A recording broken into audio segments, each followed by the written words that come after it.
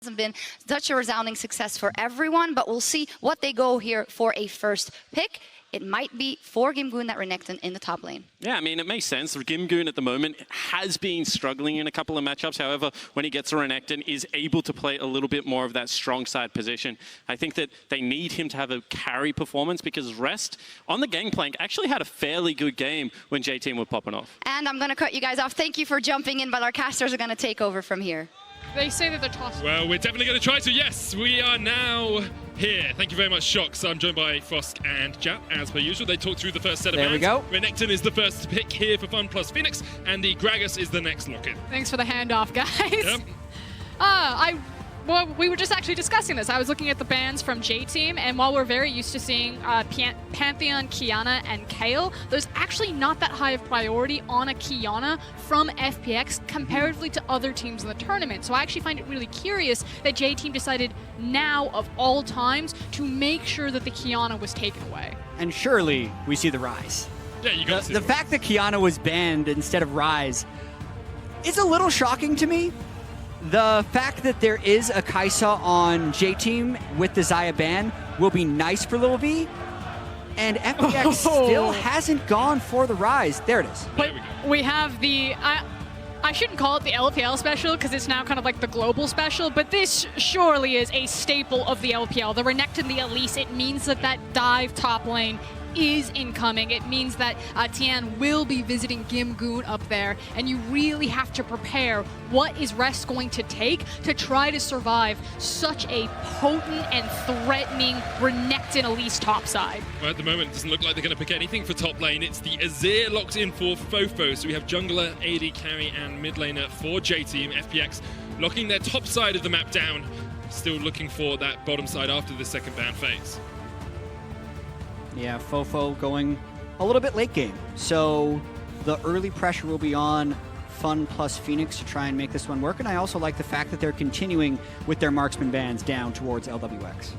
And I also like the fact that it feels that J-Team know that they're against an LPL team. Chances are there's going to be a lot of team fighting, so build a composition on a comfort, but also the ability to look for those late game team fights. This is the pressure scenario where lose here, go home. You don't typically chance that on early game compositions. You usually want to bring your late game insurance policy, because this is when teams start to feel that caution take over. Especially since early game leads haven't been indicative of winning games this tournament. We've seen a lot of people have a lead at 50 and have a lead at 20 and then have the game swing round at them as the match progresses. So with the Gangplank and the Gnar band away here by FPX, they're trying to get rid of some of those safer top laners for Rest, as we know that Elise Renekton combo is going to go up towards top.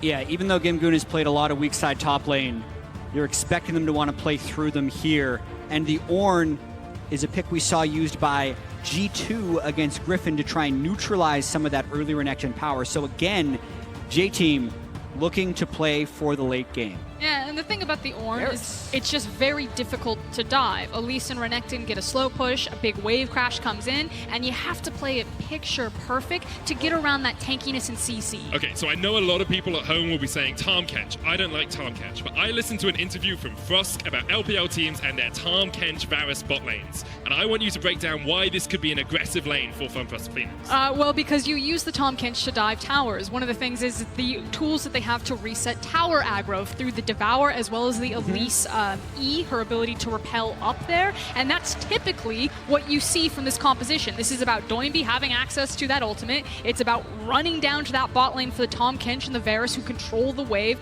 and then slow crash it as Elise comes flying out of the woodwork. You got 16 people under your tower.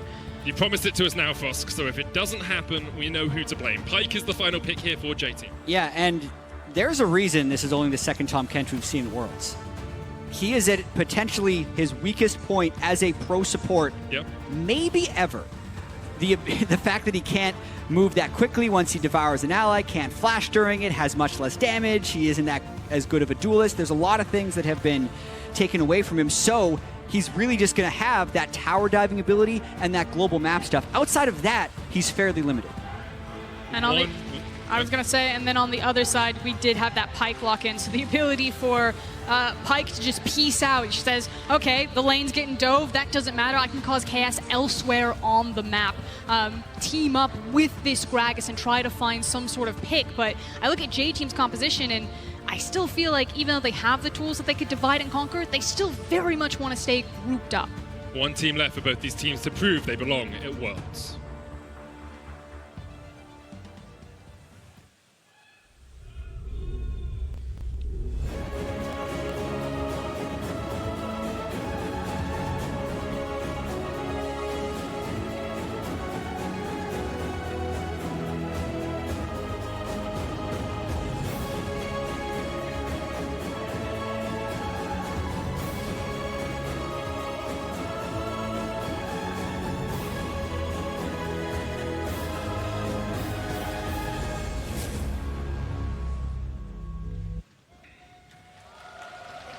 One map left. One more time onto Summoner's Rift. The loser goes home. The winner plays a tiebreaker versus Splice to see who gets out of this group first. And it's pretty incredible to think that this group has come down to this. FPX was coming in as a top 3 team in the world by most everyone's ranking, the #1 team in the LPL. 29-4 was their game score during the regular season. The question wasn't would FPX advance, it was would they lose a game? And now we have a little bit more time to talk about the stakes here as we have a quick pause at the start of the match. Just to quickly go back to LPL and FPX's dominance. For the European fans, I'm going to assume it's a bit of a European-skewed audience. They play twice as many games, and they still won more than G2. They were that much more dominant. They were like 0.7% off the winningest record of all time in the LPL. The record is still held by OMG of 2014, but FPX were the dominant frontrunners. They conquered everything. They kicked through LPL. And they kick through RNG and IG on the way. Coming from the region who currently hold the World Championship, FPX were expected to dominate and destroy. And now they play against J-Team from the LMS, a team that perhaps people didn't really expect to make their mark, a region that people thought was underpowered coming in to this World Championship. Yeah, I mean, considering what happened to the LMS last year where we had Flash Wolves make it into a tiebreaker, not advance, and then the other 2 LMS teams go 0-6. And then we saw Flash Wolves lose many of their players and coaches. I mean, in fact, Warhorse, Flash Wolves' old coach, is the head coach of FPX now, to give you an example of how many Flash Wolves players ended up in the LPL. But J-Team was really the #1 team remaining in the LMS and just didn't have that many expectations. The fact that they've walked in here actually beaten FPX once already, if they were able to knock out and be the final blow to the #1 team from the LPL, that would be big. It's a grudge match. It's the fact that the LPL has cannibalized the LMS, taking their star players, their star coaching staff. J-Team themselves have lived in the shadow of AHQ and Flash Wolves for so long, finally getting their Worlds debut. We saw them kind of peek their head out at things like Rift Rivals, but it's been such a long time coming for Fofo and the boys, as they're lovingly called. And so if you go out like this, this would be the time to do it, to leave it all on the court. Got to put all on the Rift for this game. We're going to jump back on into the action. Not really much has happened at level 1. A couple of wards will spot people out. But early doors, don't really expect any heavy level 1 invades from either of these teams. Yeah, and we got to pay a lot of attention to the early jungle pathing of Tien on Elise, because his first gank, especially when he has 2 lanes, one of Ryze, the other of Renekton, that gank combo is lethal. That's why you see Fofo bringing Cleanse and actually an Aftershock on the Ornn to try and potentially give him just a little bit more durability in the event he gets ganked. That's also why the vision that J-Team have secured onto Tien's red buff is so important. They'll have information that Tien has started the top side of the map, and then now try to figure out what they're going to do with this information and how they're going to change up the pathing. And right now, both of them just starting on the top side of the map. Fofo trying to trade with Doinb here, but expectation is that that top lane will push in for Gimgoon. Ornn really doesn't have the best of pushes early on and can't match a Renekton in the early stages of the game. And I want to draw our attention to the mini-map right now. You can see multiple blue pings on Gragas right now. Both junglers know where they're pathing. It's assumed that Gragas will go red, Krugs, Raptors, reset for Predator boots. So Tien's got some windows that he can play around. We'll see if he's able to find a window that is open enough for him to slither his way through and find one of those early ganks, get one of his lanes off to an early lead. Bot lane is pushing in for FPX, and with a Varus, you always expect them to have some wave control. We have some adaptation happening right now. So Gimgoon, because the pathing was pinged out and it's so common from Gragas, has now moved into the jungle to place a ward on Raptors. Meanwhile, because Crisp and LWX have push priority in bot lane, Crisp has also walked up and placed a ward on the blue buff. Tien can now either gank this Azir in the mid lane or actually go and try to contest the Gragas' blue buff. Yeah, and we've seen this type of jungle pathing from FPX already today. They were doing it to Xerxes. It's just a matter of what they can do with it. Can they convert that into a big early game lead? Because now he's looking to contest the Wolves, waits for the cooldowns, now he's going to try and steal. Wolves in the way for that Cocoon. He steals away one of them. Actually, I think Hana got that. Yeah, with the Talisman Burn. Cocoon doesn't connect. Tian's just going to try and take away this big one. Gets it with a smite. That makes it a lot harder for him to actually fight over the blue buff, but his team is on the way to try and help him out. Yeah, FPX are just going to fully muscle Gragas out of his jungle there. The push priority in mid and bot lane, that ward that Chris played down earlier. This is bleeding Gragas out. And if there was a way for FPX to try and regain their form, it would be with 3 pushing lanes and trying to steamroll. So you can see they're taking full advantage of their push prio mid and bot to try and deny the Gragas as much as possible. Hook does connect there in the bottom lane, but you see the power of Tahm Kench with a quick devour.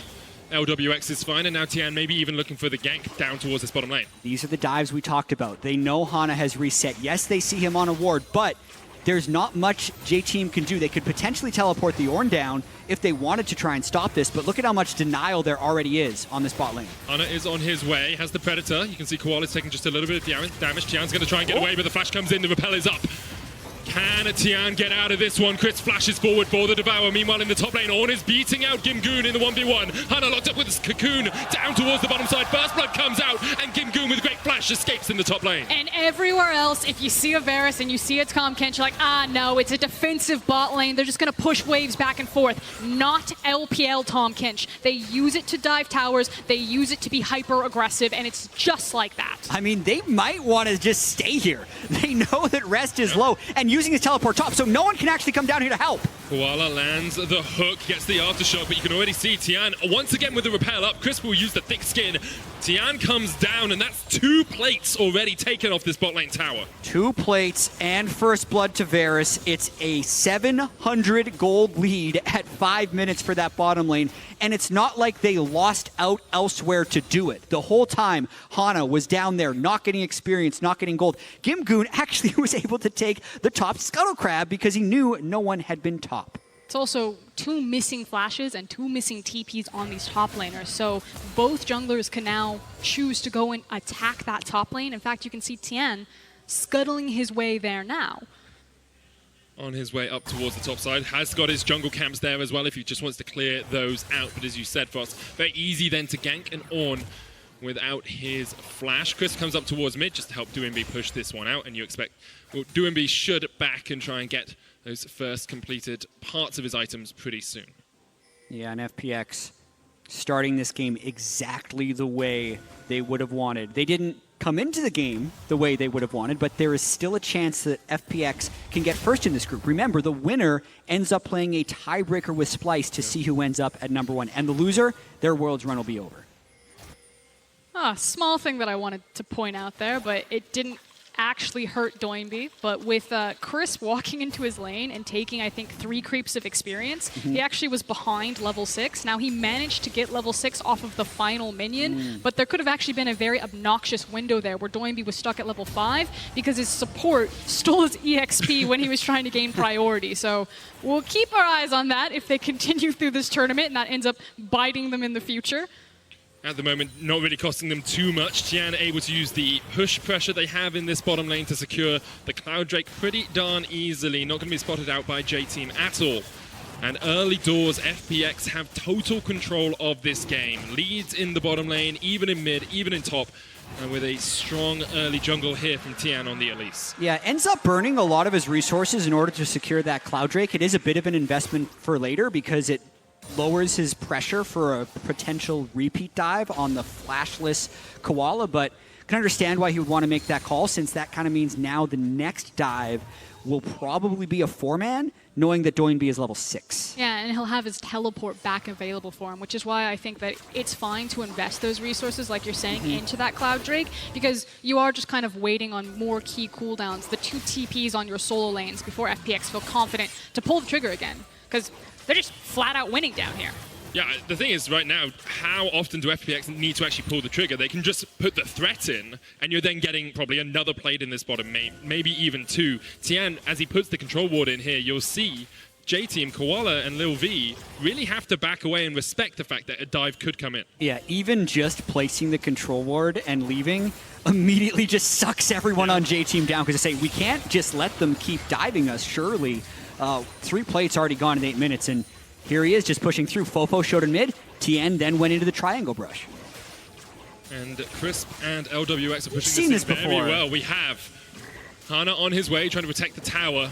We're not really going to be able to get too much more out of it. Hook looking for it, but already Lil V's dead. I did not expect him to die that quickly. Crisp takes the kill. Koala follows. Doinby joins from the mid lane with the Realm Warp, but really J-Team can do nothing about this. The pushback with the Emperor's Divide will keep Fofo alive just for the moment, but the Tahm Kench is on the chase and Doinby is looking for it as well. Flash away from Fofo. FPX are opening up this map beautifully. And this was the expectations for FPX, just frankly making it look very easy. They casually walk up to the tower, they nail all their cooldowns, they just delete people from the map, and they continue to just hard win these lanes. Look at the CS differences opening up virtually everywhere.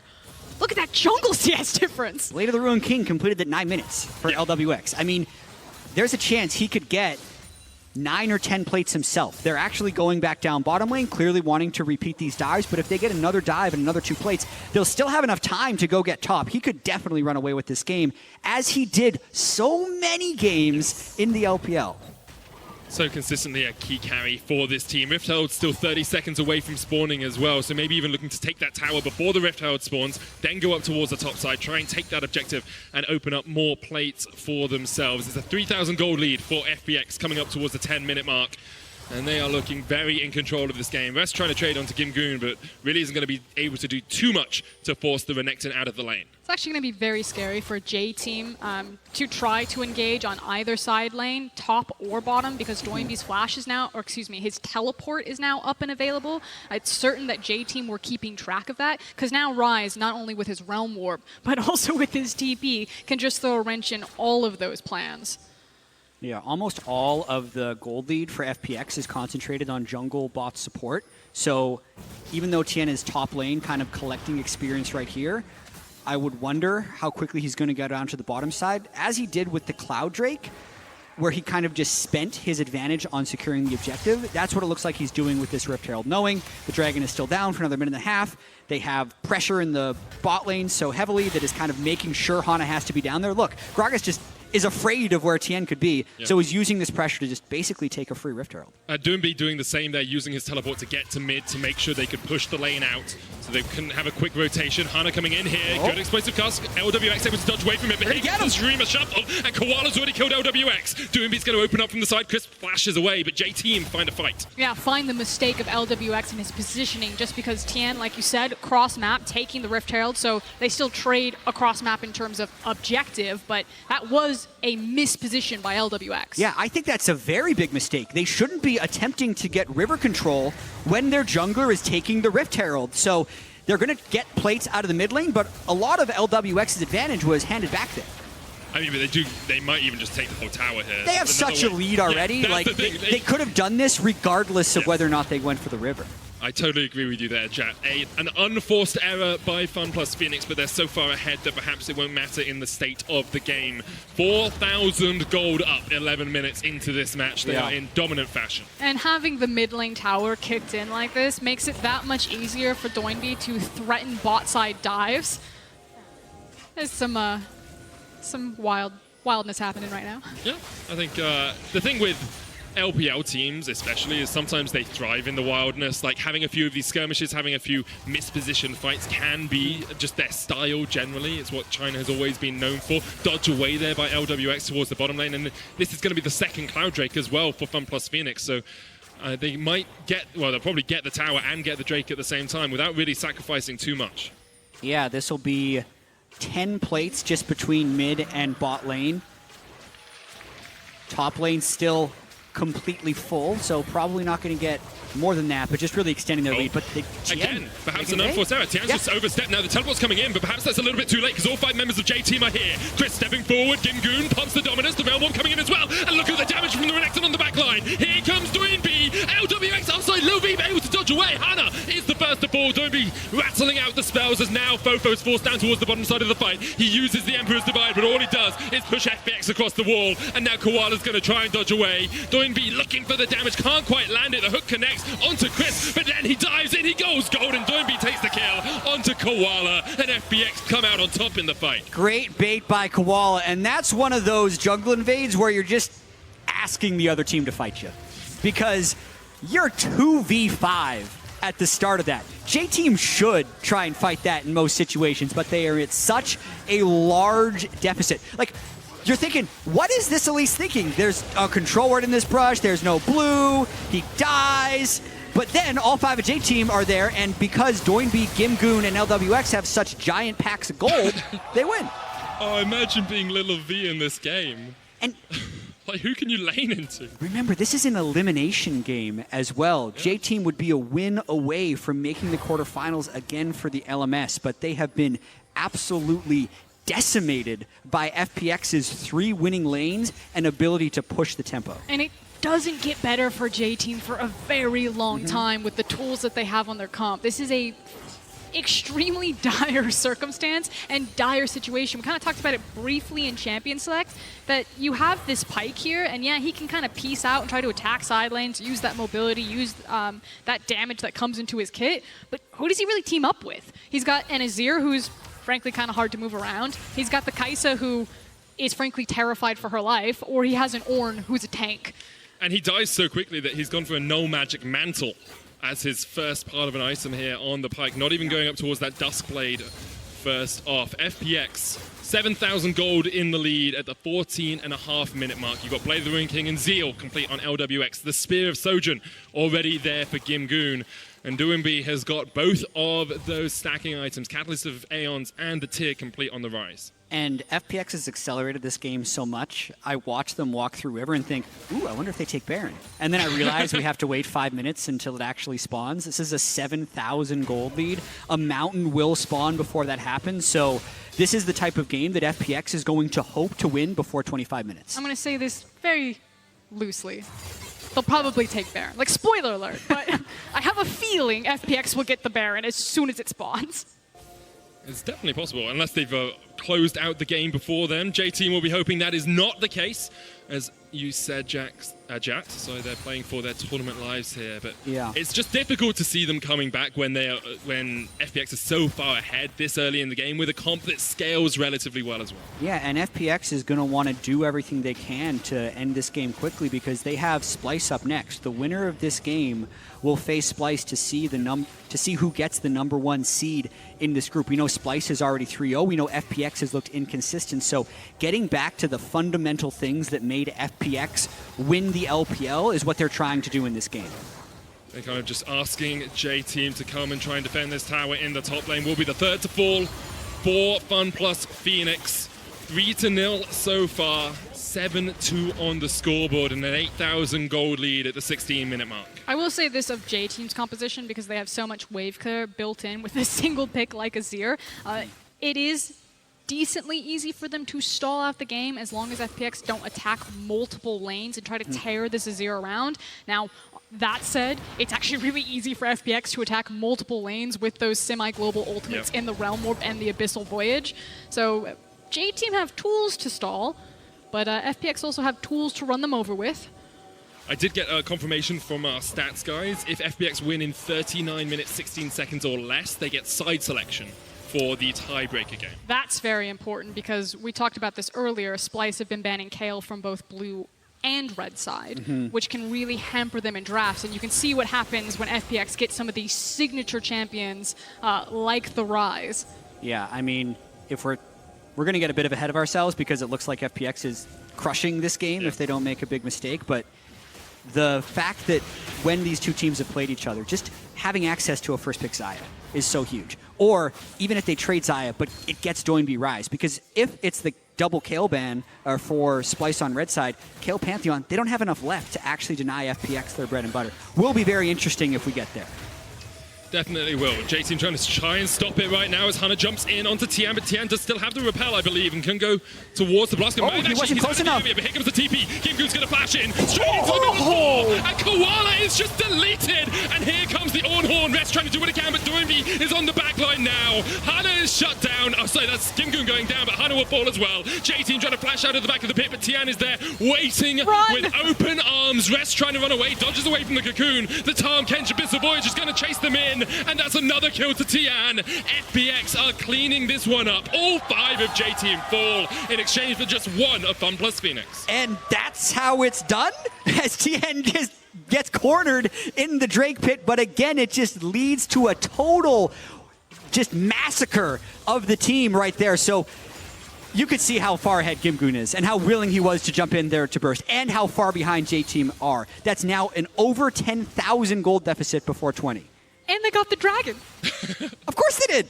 Why not? Just the cherry on top right there as we take another look at it. So Tian was trying to get to the blast cone, I believe, with this repel so we could get over the wall. Just short right there. And then it just turns into, okay, we're dogpiling in, guys. Let's go. You see the TP come in from Doinby and that absurd damage from Kimgoon. The unassisted 100-0 burst on the flashless pipe. And then Tian is the one who ends up being the cleanup, the guy who started all of it. So another 1 for 5, and things are looking good for FPX to not have the total disaster, right? To not be the #1 LPL seed that doesn't make it out of groups, not going full LGD. They still have a chance to be the #1 seed. And you look at that and you're probably avoiding people like the SKTs, like the G2s of the world in the quarterfinals, which of course gives you a much greater chance of making it further in the tournament to those semis and the finals. Of course, the rest of the groups play out across the next 3 days, so we'll see exactly how they shape up. Today, Group B, I think, has surprised a lot of people. And maybe we'll see more surprises this weekend. If today's any indication, you can't just see what happened in week 1 and say, yeah, that'll happen again. I can for G2, Jad. That's the important. Oh, yeah, for them, of course. Obviously, it's exactly the same will happen again. Right. That is where we are. Yeah. So. Well done. 11,000 gold lead for FPX at the 20-minute mark. That Baron is coming up. Maybe they'll want to take it before they end out this game. They are splitting in mid and bottom lane right now. I mean, they could decide that the only way J-Team get back into this game is through a Baron steal, and frankly, FPX don't really need it to win the game. They have so much dive threat. Or they just rock up to it and they say, you have to face check it. I guess their only real problem is they don't have a true tank. The Tahm Kench can tank it for a little bit, but the Baron does still do quite a bit of damage. And so if FPX started up without proper vision control, they could lose out. But they're actually so far ahead of the clock in terms of their itemization with the Mountain that while I understand what you're saying, that a team in a different situation might take a lot more damage, I think they just burn through it.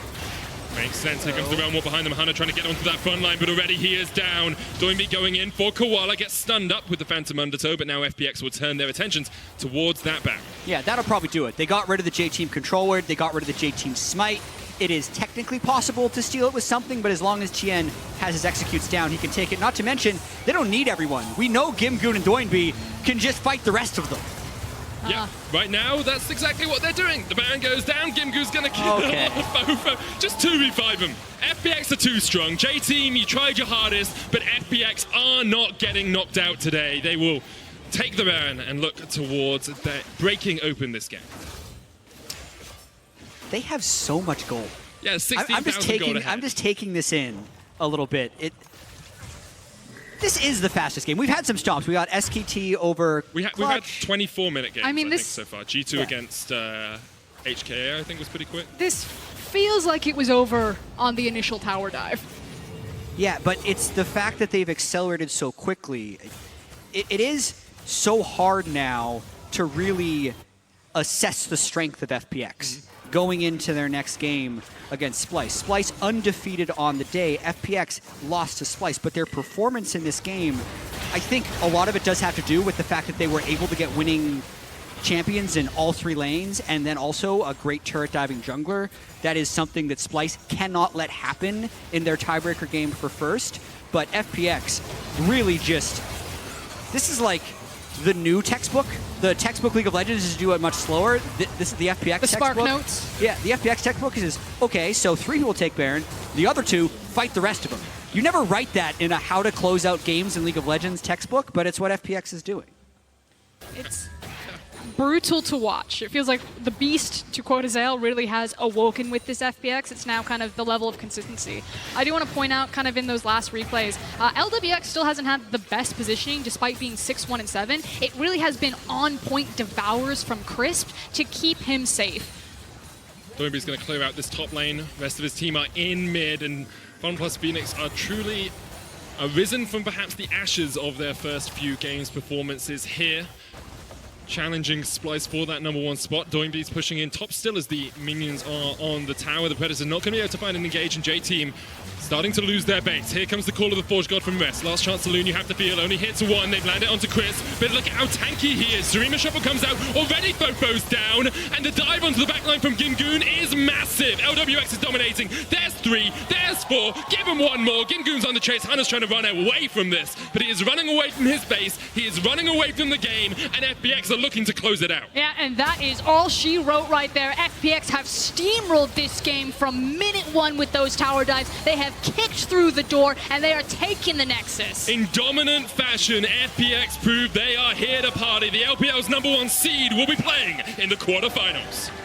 A 21,000 gold lead by the time they kill the Nexus, less than 24 minutes into the game. It isn't the 6-0 a lot of people were expecting, but they still have a chance to get that #1 seed. Splice is up next in the tiebreaker. And Splice will have watched that game probably hopeful at the start, and then seen how much domination FPX had, and maybe now a little bit scared about facing a team just that strong in a tiebreaker. I mean, we have one of those situations right now where you have momentum for both squads. You have FPX, who just absolutely dismantled J-Team walking into this tiebreaker, and then you have Splice with the confidence of their streak in week 2 as well as going through FPX. So we should see both teams on their highs. Yeah, you can see FPX doing the quick bow at the front. Their focus is on the next game, and for J-Team, the disappointment ends up setting in. They had the chance to knock out the LPL 1 seed. They were 1 win away from advancing to the quarterfinals and also having the same chance to fight Splice for that #1 seed.